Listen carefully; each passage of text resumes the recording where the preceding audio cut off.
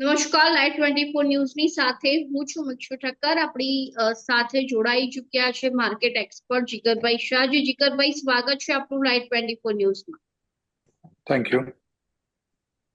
જીગરભાઈ, જે રીતે વાત કરવામાં આવે તો હાલમાં સોનું 1 લાખે પહોંચી ચુક્યું છે અને તેના પાછળના કારણો કયા છે કે આટલી બધા ભાવ એક તોલાના 1 લાખ રૂપિયા કેમ? જે લાસ્ટ ઇમ્પેક્ટ થી આપણે સ્ટાર્ટ કરીએ તો લાસ્ટ ઇમ્પેક્ટ ની અંદર જે યુએસ ની અંદર જે ટેરિફ વોર સ્ટાર્ટ થઈ એ સ્ટાર્ટ જી થઈ 2 એપ્રિલ 2025. એટલે જ્યારે આ જે ટેરિફ વોર સ્ટાર્ટ થઈ એની અંદર એપ્રિલ મહિનામાં સડનલી 88,000 ગોલ્ડનો એક રેટ હતો.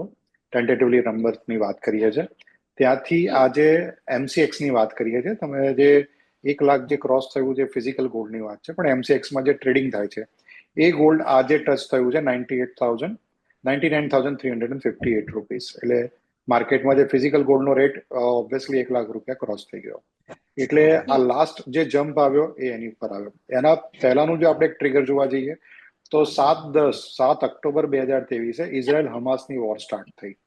એટલે ઇઝરાયલ હમાસની જે વોર સ્ટાર્ટ થઈ એની અંદર પણ એક વર્લ્ડની અંદર અનસર્ટેનિટી ઊભી થઈ, જેની અંદર દુનિયાના દેશો લાઈક મિડલ ઇસ્ટર્ન કન્ટ્રી અને બાકીની કન્ટ્રીઝની વચ્ચે એક ટેન્શન ઊભું થયું કે ઈરાન ઇઝરાયલ ઇઝરાયલ હમાસને સપોર્ટ કરશે, યુએસ ઇઝરાયલને સપોર્ટ કરશે, અને એની અંદર જે વર્લ્ડની અંદર એક જે અનસર્ટેનિટી ઊભી થઈ એની અંદર પણ ગોલ્ડની સિચ્યુએશન ગોલ્ડ સ્પાઇક થયું.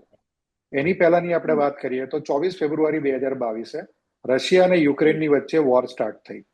રશિયા અને યુક્રેનની વચ્ચે વોર સ્ટાર્ટ થઈ અને જે વોર ઘણી લાંબી ચાલી. હજુ પણ એની ઉપર ડિસિઝન નથી આવ્યું. પ્રેસિડેન્ટ ટ્રમ્પના આવ્યા પછી પણ એક સીઝ ફાયરનું રાઉન્ડ છે, પણ હજુ પણ ત્યાં આગળ વોરની સિચ્યુએશન ચાલુ છે. સો ઓવરઓલ આપણે 2022 થી લઈને એવરી યર 2022 થી 2023 રશિયા યુક્રેન પીક ઉપર હતું, 2023-24 ઇઝરાયલ હમાસ પીક ઉપર હતું, અને 25 ની અંદર આપણે આ ટેરિફની સિચ્યુએશન આવી ગઈ. એટલે નોર્મલી ગોલ્ડ આટલું હેવીલી સ્પાઇક ક્યારે નથી થતું, આટલું વધતું નથી. બટ દુનિયાની અંદર જ્યારે પણ અનસર્ટેનિટી આવે, લાઈક કોવિડની અંદર જ્યારે આપણે 2020ની અંદર જ્યારે અપ્રોક્સિમેટલી 30-35 હજારની વચ્ચે ગોલ્ડ હતું, એ ગોલ્ડ સડનલી 65,000-70,000નું ગોલ્ડ થઈ ગયું હતું. સો એ ટાઈમે પણ દુનિયામાં અનસર્ટેનિટી આવી હતી. એટલે ફ્રોમ 20 થી એવરી યર ઓર આફ્ટર 2 યર એક અનસર્ટેનિટી, ગ્લોબલ અનસર્ટેનિટી ઊભી થાય છે, અને એના હિસાબે ગોલ્ડના રિઝર્વ્સ ક્રિએટ થાય છે, વધારે ને વધારે ક્રિએટ થાય છે, ડિમાન્ડ વધે છે, અને એના હિસાબે ગોલ્ડ નોન સ્ટોપ વધી રહ્યું છે. અને જીગરભાઈ, જે રીતે વાત કરવામાં આવે તો એવું પણ કારણ જણાવવામાં આવ્યું છે કે અમેરિકન રાષ્ટ્રપતિ ડોનાલ્ડ ટ્રમ્પ દ્વારા જે ટેરિફ લાગુ કરવામાં આવ્યું છે તેને લઈને પણ ક્યાંક ને ક્યાંક ગોલ્ડમાં આટલો બધો વધારો જોવા મળ્યો છે. કોઈ ચોક્કસ ટેરિફ એની ને લઈને પણ એના પાછળનું કોઈ કારણ ખરી? ચોક્કસ એનું પણ કારણ છે. અને જે પ્રેસિડેન્ટ ટ્રમ્પના આવ્યા પહેલા એમની ઇલેક્શનની સ્પીચની અંદર પણ એમણે ટેરિફનું એમણે મેન્શન કર્યું હતું. અને એ જે ટેરિફના હિસાબે જે દુનિયા કોશિયસ હતી, વર્લ્ડ આખું કોશિયસ હતું, એની અંદર ફ્રોમ જાન્યુઆરીથી માર્ચ આપણે ફર્સ્ટ ક્વાર્ટર ઓફ 2025ની વાત કરીએ તો પોલેન્ડે 29 ટન ગોલ્ડ ખરીદ્યું નવું, ચાઇનાએ 5 ટન ગોલ્ડ ખરીદ્યું, અને ચેક રિપબ્લિકે 3 ટન ગોલ્ડ ખરીદ્યું. સો દુનિયાની અંદર મતલબ વર્લ્ડની કન્ટ્રીઝની અંદર ગોલ્ડનું બાઇંગ વધી ગયું. અને એ લોકો એની ઉપર બી ટોપઅપ ચાઇનાએ એની બેંક્સને, કમર્શિયલ બેંક્સને ગોલ્ડ યુએસ ડોલર્સના રિઝર્વ્સ ઓછા કરવાના કીધા.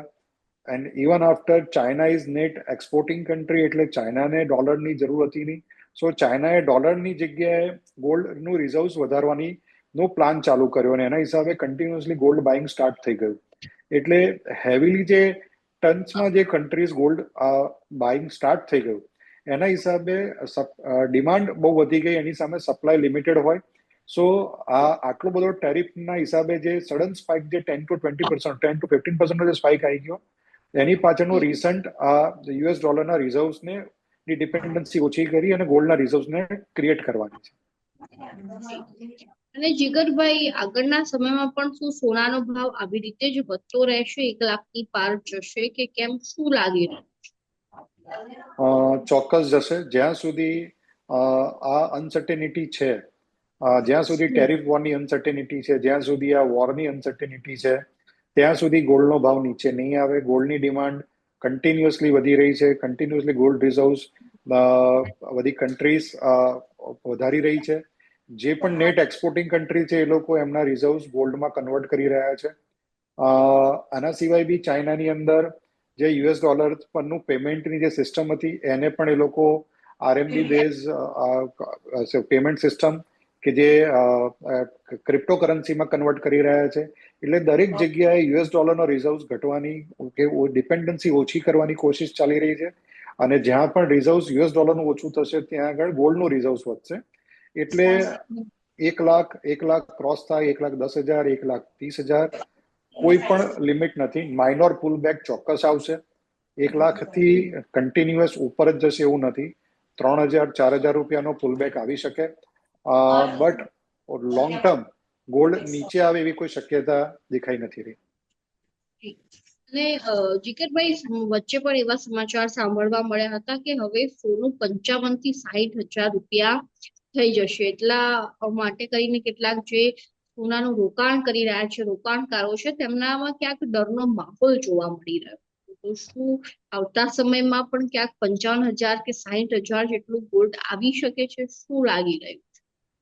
ગોલ્ડ એની હિસ્ટ્રીમાં આટલું મોટું નીચેની તરફનું કરેક્શન આપ્યું નથી. આપણે મેક્સિમમ કરેક્શન તમે જુઓ તો 2012-13માં જ્યારે ઇન્ડિયામાં 30,000નો ગોલ્ડનો રેટ હતો ત્યાંથી મેક્સિમમ ડાઉન 25,000 સુધીનો આવ્યો છે.